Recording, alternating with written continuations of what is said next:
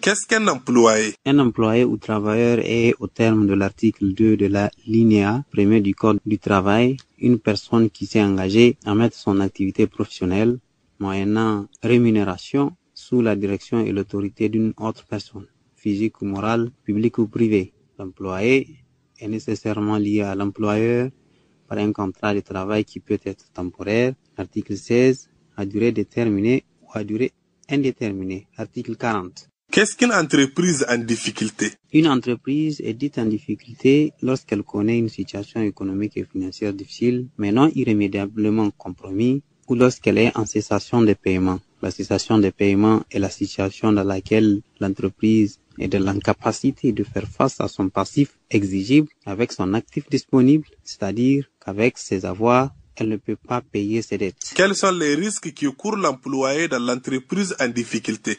En raison de difficultés économiques graves, un employeur peut décider de suspendre tout ou partie de son activité. C'est la période de chômage temporaire pendant laquelle les contrats de travail sont suspendus. La mise en chômage temporaire, prononcée pour une durée déterminée, peut être renouvelée suivant la procédure prévue à l'article 68 du Code du travail. Elle ne peut être imposée aux salariés en une ou plusieurs fois pendant plus de 3 mois de travail au cours d'une même période de 12 mois. Passé le délai de 3 mois de travail, le salarié a la faculté de se considérer comme licencié. Article 68 du Code du travail.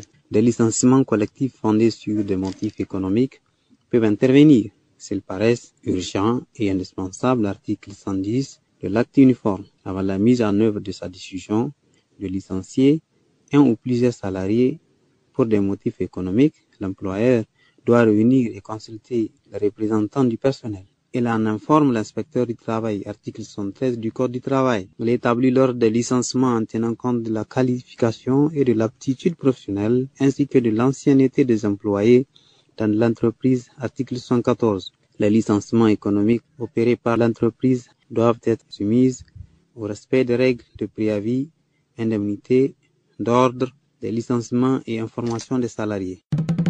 Au rythme du Niger.